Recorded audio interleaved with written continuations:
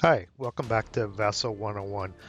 In the previous lesson, I showed you how to install VASSAL, the steps to install it, including Java, the VASSAL engine, and then the Virtual Advanced Squad Leader module.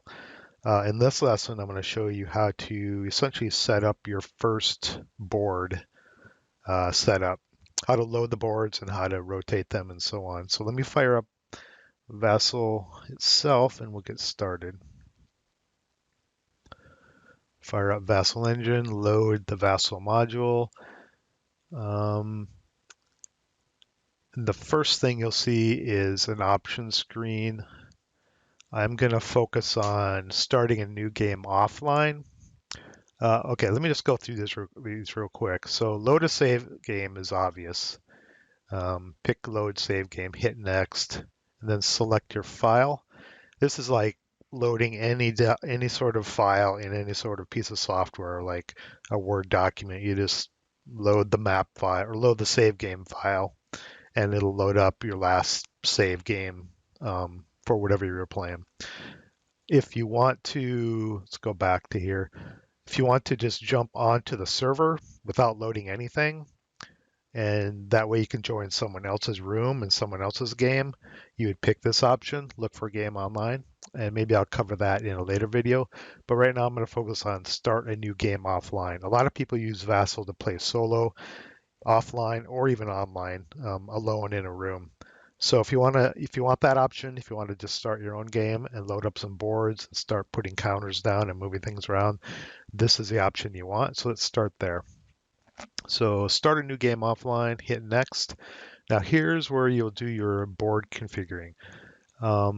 First thing you want to do is select your board directory. Right now I've got mine under a directory, just under a personal directory, under an ASL, and then VASSAL stuff. Well, let me just show you what the structure looks like. Here's my VASSAL stuff directory. This is where I have various modules. Here's the squad leader, advanced squad leader module.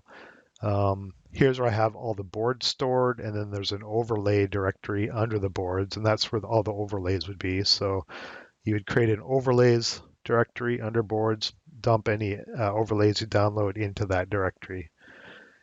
Saves, this is just where I put my save games when I'm playing. Scenario setups, you can download templates for game setup. So if you want to play, these are all starter kit templates. If you want to play Retake in Veerville and you don't want to take the time to set up the board and pull all the units out of the order of battle menu, someone's done the work for you right here. And I can show you where those can be downloaded as well. And then I have a program called VASSAL Templates program, which has nothing to do with VASSAL itself. It's a program somebody wrote that allows you to create basically informational boxes that you can put into VASSAL to make your setup look more attractive and have more information. I may cover that way down the road, but I use that sometimes. Now, to download boards, the game should, if you don't have the boards in that directory, the game should download the board for you. But if you want to download them yourself, you would go to the VASSAL site, vassal.info, go to the download section, then over on the left, there's various download options. This is where you originally downloaded the VASSAL module. If you want standard boards, here's where all the standard boards are. So I think board 0 is just a blank board. So board 1 through 83, here's deluxe boards. Here's all the starter kit boards as a bundle or individually, all the action pack boards, and I think these are blank boards as well. When you download these, you want to unzip them and put them in your boards directory that is configured. Oops, wrong window. That is configured. Oh, where's my other VASSAL window? There it is. That is configured here. You want to put them in that board directory.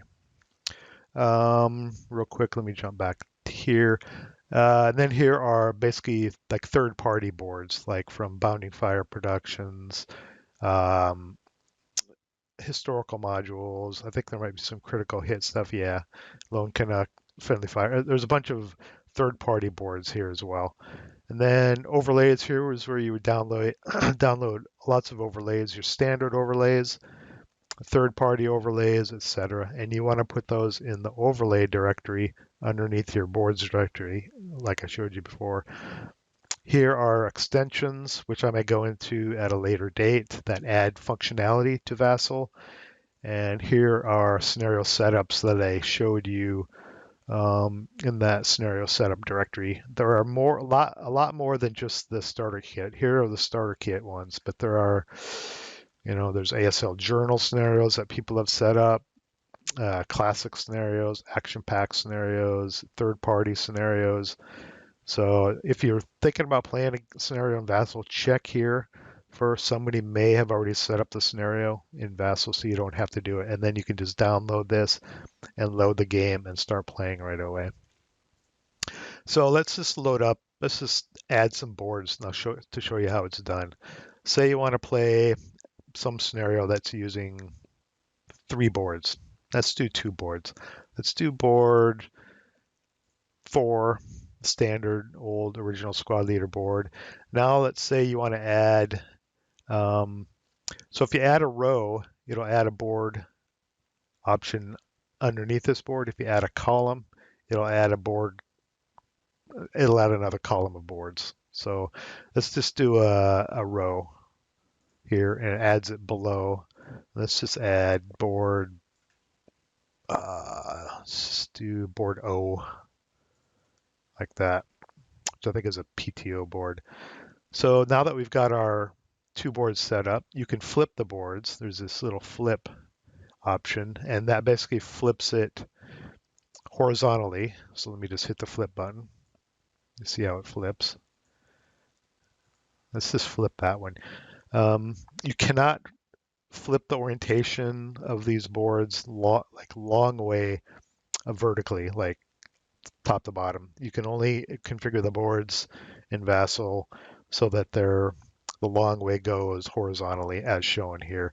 Now adding overlays, I'll do a completely separate video for that later on.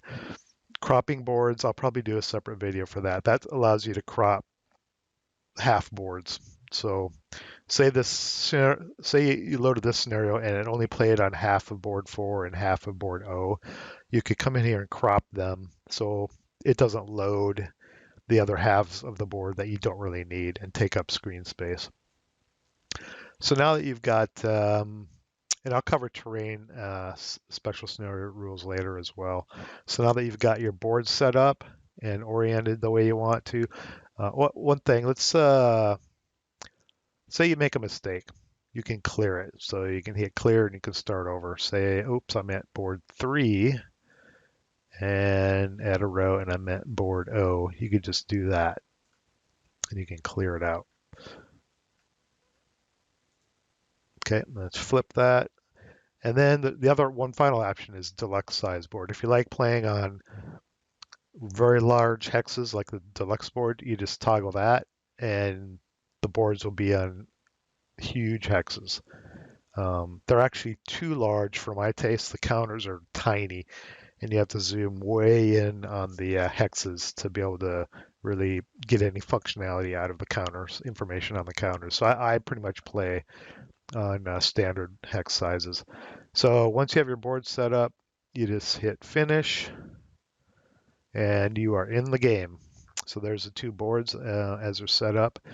And even if you mess up the boards and you load the game like this, there is a way to actually change it once you're in the game, and I can go into more detail on this. You just click this little ASL icon here. There's some stuff hidden in here that some people don't know about. You click that and you go pick new boards for this scenario, and you can come in and reconfigure things even once you're into it. And I'll show you how to use more functionality on that later. But here you are in the game.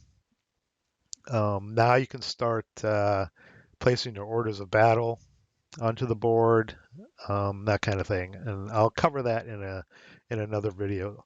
You could also transform terrain depending on if you're playing on PTO or desert or what have you, or out of season or even winter. You can winterize boards. I'll cover all that in a separate video. But in this one, all I wanted to do was show you how to basically where to get boards, how to set up your directories, how to add boards, and then get in the game. And say you've got this set up now, all you have to do is go File, Save Game or Save As, and then pick where you want to save it, give it a name, and then hit Save.